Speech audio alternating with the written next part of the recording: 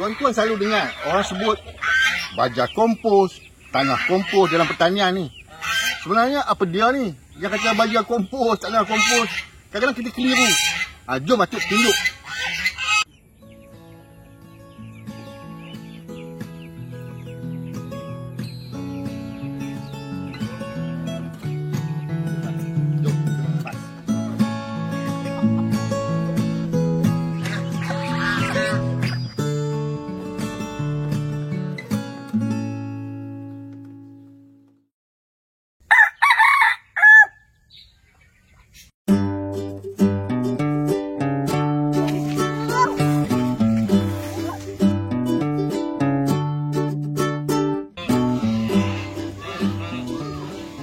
Assalamualaikum sahabat-sahabat, teman-teman Atuk sekalian di Indonesia, Vietnam, tu Thailand semua ya. Atuk sekarang ni sihat walafiat. Atuk harap semua teman-teman Atuk sihat walafiat. Okey. Sekarang ni macam mana Atuk kata tadi, tu baja ataupun tanah kompos yang mana satu? Itu yang kita jadi macam keliru, ya. Sekarang ni Atuk ni cuba nak berkongsi. Berkongsi. Pertama sekali, macam mana kita nak mengenali tu baja ke tanah ke? Okey. Kompos ni sebenarnya ialah satu perkataan untuk organisma menguraikan sesuatu bahan. Dia akan jadi kompos. Jadi, bila dia menguraikan itu, dia akan memperbaiki tanah, dipanggil pindah tanah. Pindah tanah ni maknanya tanah yang telah kita kata macam mati ataupun tanpa bahan-bahan yang sihat, zat-zat diperbetulkan macam conditioner lah. Kompos ni dia lebih kepada macam conditioner tanah. Dan tanah tu dah sihat, seolah-olah macam tanah tu telah dibeli baja. Jadi baja kompos dengan tanah kompos ni sebenarnya hampir sama. Tuan-tuan jangan keliru. Okey. Kompos ni, dia pembuatan dia ada macam-macam jenis. Berpuluh-puluh jenis untuk kita nak menghasilkan baja kompos atau tanah kompos ini. Tapi benda-benda itu semua kita tak perlu tahu semuanya. Kita pilih mana yang sesuai dengan tempat kita. Atuk ada satu cara yang sesuai dengan tempat Atuk. Tuan-tuan mungkin ada cara yang sesuai dengan tempat tuan-tuan. Sebelum kita sambung ni, sekejap. Dia tak mau turun ni. Pergi.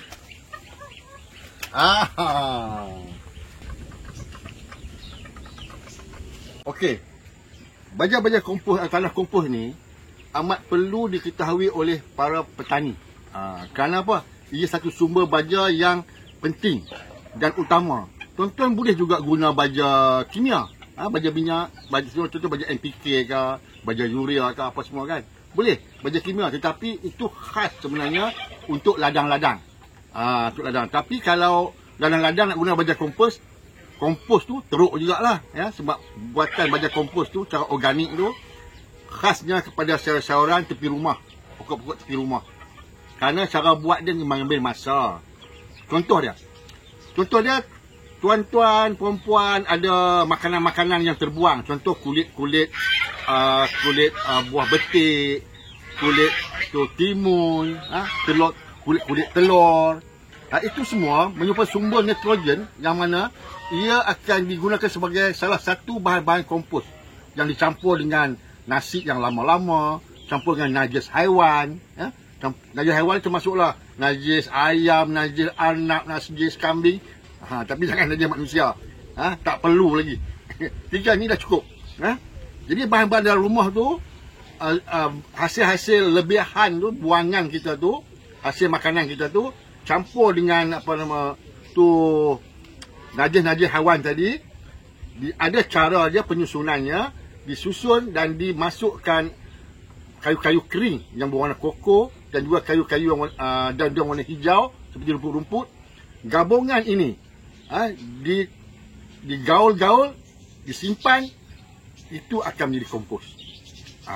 Dan kompos ni pula dia ada cara-cara buat. Dia ada lebih kurang, kita kata yang paling mudah 3 jenis lah. Kompos yang menggunakan cacing ataupun ulat sebagai bahan sebagai alat untuk nak meleraikan dia. Satu. Yang kedua, kompos yang macam Atuk sendiri buat.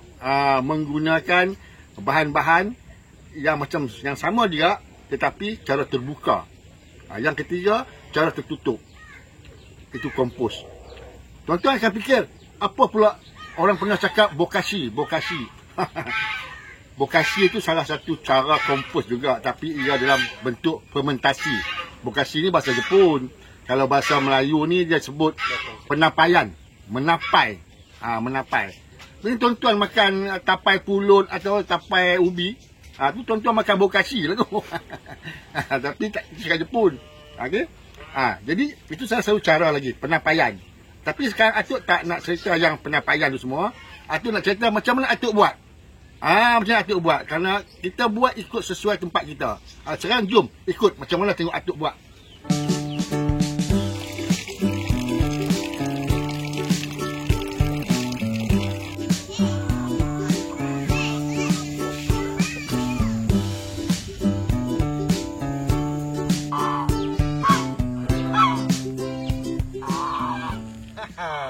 Inilah tempat baja kompos Atuk. Okey. Tempat baja kompos Atuk ni semua ada. Kayu yang warna coklat ada, daun hijau ada, buah-buah yang kita dah dimakan monyet pun ada. Atuk akan bawa kat sini ni. Ini buah hulu pun ada. Buah hulu, kulit-kulit telur. Semua Atuk letak kat sini. Okey. Kalau tuan-tuan tengok. Ini baja kompos lah, atau tanah kompos. Ni. Sebenarnya tanah ni, ni tanah ni. Okey. Atuk akan tapis dia. Ni. Atuk akan tapis dia. Tuan-tuan tengok. Nampak? Cacing pun ada. Nampak cacing? Tu cacing. Jadi cara Atuk buat ni, cara terbuka ni sesuai tempat Atuk, mudah. Penggunaan cacing ada. Penggunaan makrob-makrob lain pun ada. Karbon-karbon pun ada Atuk pakai. Dia akan dapat tanah yang macam ni. Ni. Mudah bagi Atuk lah. Tuan-tuan mungkin boleh buat cara yang lebih standard atau special lagi. Tapi bagi Atuk ini dah cukup. Sebab cacing apa semua dah, tanah pun dah terurai dah, elok dah. Tanah-tanah ni akan kita bubuh di pokok-pokok. Supaya pokok-pokok tu lebih segar, mendapat tanah yang telah terurai.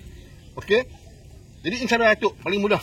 Atuk akan bakar. Nanti dia kena hujan, sejuk. Lepas tu kita boleh guna. Sepanjang masa boleh guna. Jadi kita menjimatkan bermacam-macam benda. Okey. Sekarang kita akan terfikir juga. Sebenarnya apa yang kebaikan guna tanah ni? Guna tanah kompos ni. Sebenarnya banyak kebaikan dia. Cuma dia kalau kita pergi beli kat kedai agak mahal. Kerana nak buat dia tu makan masa kan. Macam-macam benda nak kena bubuh. Kita boleh buat sendiri. Tanah-tanah ni Atuk boleh campurkan dengan kokopit lagi, akan jadi cantik tanah ni. Kebaikan dia banyak ni tanah ni. Kalau tuan-tuan tengok, tanah ni pertama sekali macam Atuk kata tadi, dia sebagai conditioner kepada pokok-pokok kita. Kita boleh ambil terus, contohlah. Kita ambil terus ni, bubuh kat pokok. Bubuh kat pokok kelapa. Itu. Boleh bubuh banyak-banyak, tak apa. Ini satu kelebihan tanah kompos. Tanah kompos ni dia tidak ada perkataan terlebih. Kalau baja kimia tak boleh. Kalau dia terlebih, pokok akan mati. Tapi baja kompos tidak ada perkataan dalam kamus dia terlebih bubuh. Terlebih tak apa, dia akan sihat. Pertama. Kedua, tanah tu sendiri dia akan jadi sebagai ada conditioner. Tanah bertambah baik. Dan yang ketiga, kita tak bahaya. Kalau baja-baja kimia ni bahaya. Satu ada haiwan-haiwan ni, ibu baja kimia. Dia makan baja kimia tu bahaya untuk haiwan dan mungkin bahaya untuk kita juga. Tapi kalau baja kompos tak ada apa. Tanah ni juga Atuk akan masukkan, Atuk akan bubuh yang kata najis-najis haiwan tadi. Okey. Tanah kompos ni juga sangat baik kerana dia boleh dimasukkan ke pokok, diletak di pokok sepanjang tahun. Maknanya tak kira. Hari ni kita bubuh, besok kita ada kita bubuh lagi, tak apa. Tapi kalau baja kimia tak boleh, dia ada jangka masa dia. Ini dia bubuh bila pun tak apa. Maknanya yang Atuk kata tadi, kalau berlebihan terbubuh pun tak apa. Yang kedua, untuk semua jenis pokok, pokok apa pun boleh bubuh. Pokok sayur boleh, pokok yang berkayu boleh, pokok kelapa boleh, semua pokok boleh bubuh. Dan pokok-pokok ni pula dia lebih sihat. Kerana apa? Kerana baja yang dia terima itu, zat-zat yang terima tu secara semula jadi. Sebab kalau tuan-tuan tengok Atuk bakar-bakar ni, Kan bukan contoh kata, bakar-bakar ni environment nanti tak bagus. Kan? Atuk bakar ni siang-siang, pokok-pokok perlu karbon dioksida ni.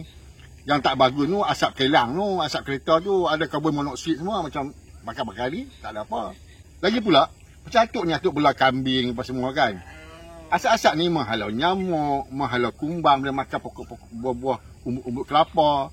Jadi sebenarnya untuk kita yang bertanian tepi rumah ni, kita perlu ada sedikit membakar macam ni ya.